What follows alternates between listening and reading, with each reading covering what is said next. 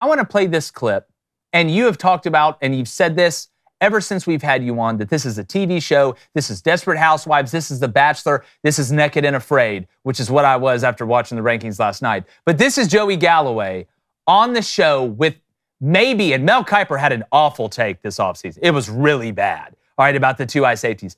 But this may be the worst and softest take. And I don't think Joey Galloway is soft. He was a hell of a player. But I just want to play this, and I would just love for you to react after you hear it. Let's go ahead and play this clip.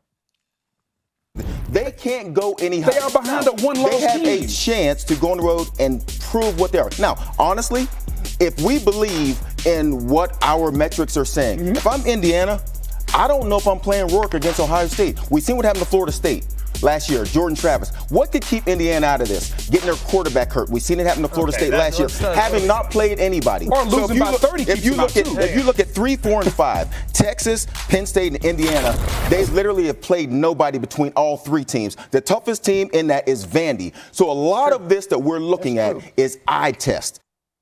Tim Brando, should Indiana bench their starting quarterback in the biggest game in the program's history, I think? No, they shouldn't. But what's really an abomination is the fact that kind of time, okay, for such nonsensical conversation is part of whatever the college football playoff is paying ESPN for that airtime. You know, the best usage of the time for the CFP and the sponsors of that show, I gather it's Allstate and, you know, the playoff predictor and all that other crap. If you're going to put a show on the air because it's sponsored, give us some substance, give us some real substance. And it neither comes from whoever the spokesperson is for the CFP or anybody else for that matter. It's just a hyperbolic. Say it. No other word for it. It's hyperbolic shit. That's what it is. It's hyperbolic shit, period. And it's unfortunate that it is that, but it is. And it's just a byproduct of when you don't want to be transparent and you leave it up to, you know, the guys to have to just pontificate and throw out, you know, opinions. Sooner or later, someone's going to come out with something like that. Joey's point, I think, is twofold. One, the Travis thing from a year ago is legitimate. It's in his head. All right. But the other factor here is how do I get hits? How do I get, that's all it is. It's like taking what's on streaming TV. And I think that's the first time I've ever used a curse word on your show, but it's deserving of that. It is because that's exactly what it is. There's no substance to it. It's just filling the air so that your show and other shows like it can say, "Oh, what about that?" It's like a shock jock gone, you know, in the wrong direction. It's like Howard Stern was once really, really good, and now he's really, really not. Yeah, that's what the show becomes when you don't have substantive information coming from the college football playoff, and there is nothing substantive that comes from them until the very end. Well, so David, I apologize to those that I might have offended. Oh, you're good. Using that, even though the FCC can't legislate against the Daily Wire, I just feel like there's no other word to describe it than that. It's excrement. It's absolutely excrement that is being filled, and it's not. And again, I will defend my thoughts about the college football playoff being corrupt because they don't come forward with any tangible information from week to week. And even at the end, it's like an official with a bad call. Who's representing the officials after the game? Answer: nobody. CFP doesn't answer for itself any more than officials do in the aftermath of any big game that's played. And the guys doing that show are guys. Booger McFarland's a dear friend of mine. I've mentored him as he was. I like Booger a lot. I love Booger, and I think the world of Reese Davis. I do. They're in a horrible spot. Having to do that and try to make it entertaining, interesting, and provocative. And that was just a failed attempt at all three of the above mentioned. Well, Cone, I mean, if When I watch Barstool, I know what I'm going to get. It wouldn't surprise me on something like Barstool. And I know you got a great get off my lawn we're going to get to. I don't want to get too deep in it, but it I don't know. It's just sad to me. Yeah, I wish you could have heard the get off my lawn. I'll send it to you after, Tim. I do find it amusing that it's a former Buckeye wide receiver who's advocating that Indiana not start their starting quarterback. I left that for you, Dave. I will say that I'm getting frustrated, Tim, with the sport at the lack of leadership, especially in opportunities where I think even this group right here could move forward and put together better solutions. Not that you can make everyone happy, and I do think they have been put in some very tough situations. For instance, this year, we begged after last year for some objective metrics, and now we at least have some automatic qualifiers, which make up 33% of the entries. So I think that is a step in the positive direction. But, what frustrates me is before we ever even got one of the 4-team playoffs, when it was announced, but before it was played, before Larry Culpepper even graced us with his presence on the Dr. Pepper commercials, everyone said, well, it really should be 8, and here's how it should work out. And now we're doing the same thing again.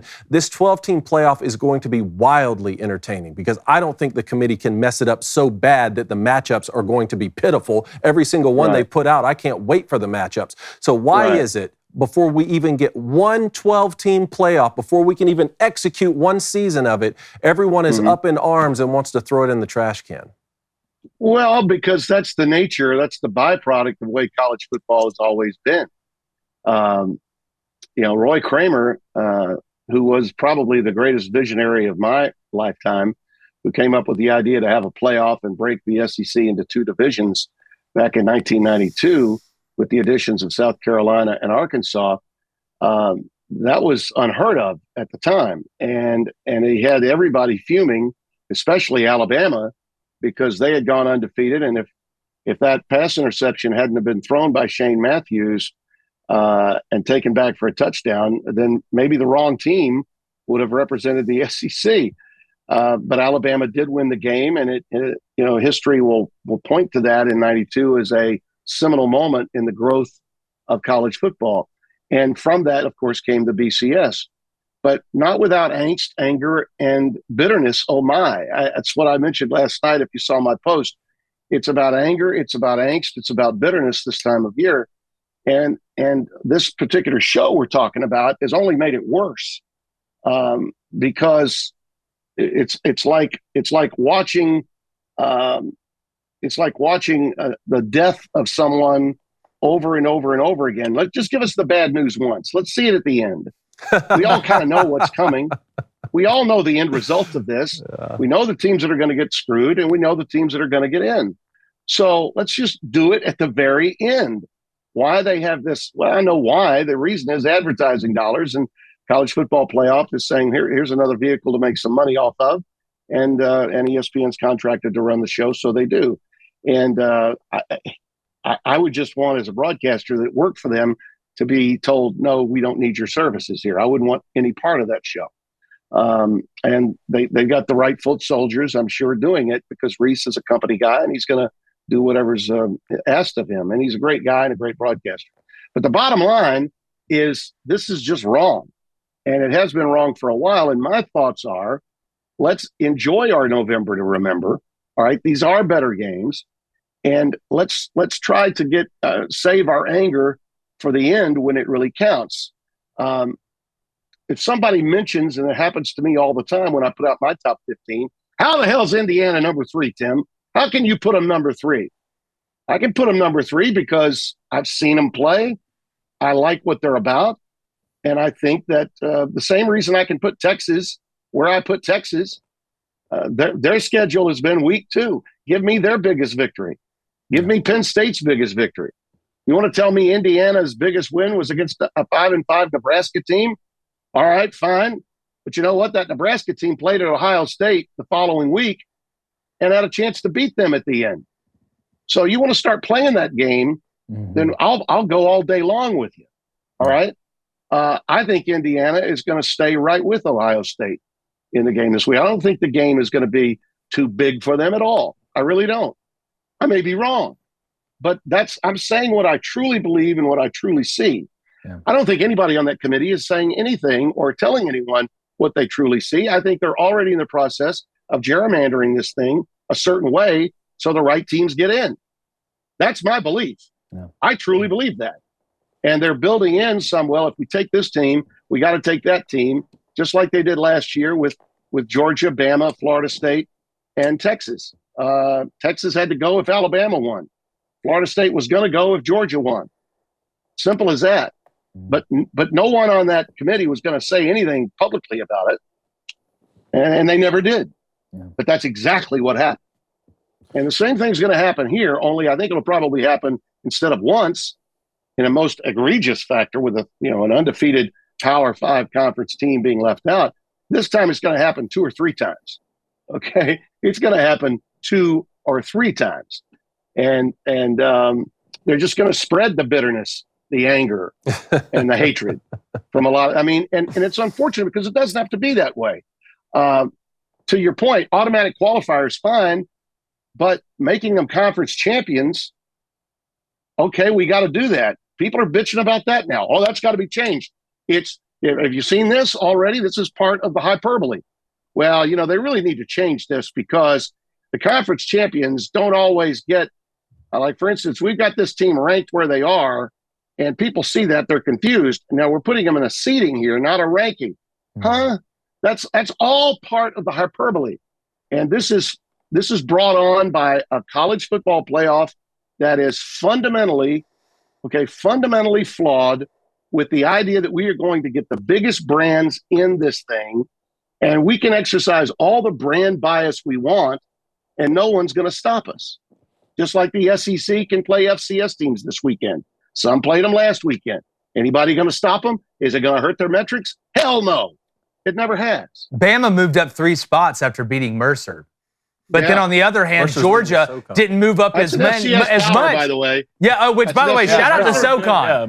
Yeah, I'm not trying to knock Mercer, but then Georgia doesn't move up as far, and they still should be behind Alabama after they beat Tennessee at home. My thing is, if you're going to put Bama in front of Miami when Miami's on an off week because they beat Mercer, you pretty much damn well need to put Georgia ahead of Miami, too, after they beat Tennessee with the same amount of losses that Alabama has. But let's get to the chat, Blaine, for Timmy B. Let's go to Sub05, says, Timmy, what team is the committee most wrong about? Team that the committee is most good wrong or bad, about. I guess. That is a good question, actually, because it's cumulative. This year, we have so many. That's what's great about it. Let me start by saying this. Because we do have 12, we've got about, what would you say, 16 to 20 teams? I feel like they've got a legitimate shot. Yeah. And we've still got this weekend and next weekend. And so let me survey my my list. Team that I've got a lot higher than they would have. Mine's Miami. Okay, you got the glasses on. We're in trouble. I guess mine is. How about Penn State? No, I think Penn State kind of deserves to be where they are, even though we don't know. I mean, they're a little bit like Texas North. I mean, they haven't beaten anity of substance, and they don't have an A&M here at the end. They don't. No, but they're good. They're good enough to be there. I think that right now SMU winning the ACC is a team that I think is being terribly overlooked. Miami, I think we all thought about because I had them winning the ACC, and they still may. Probably the Big 12 champion is going to be the team that is most overlooked, because whether it is BYU or Colorado, and by the way, let's talk about Colorado a little bit. All right, as great as Coach Prime's team has played of late, and the comeback that they made after really a kind of a PR hole he had dug for himself in the summer. You gotta admit, since that Baylor miracle, they've been pretty damn good. Yeah, they have. And Warren Sapp has made a difference. But if you just look at the metrics, their biggest win is Texas Tech. Mm-hmm. Yeah, it is. Yeah. Mm-hmm. Texas Tech is their biggest win. Can they lose to Kansas? Absolutely, they can lose. And when they do lose that game, and I believe they will, then the Big 12 will be trashed.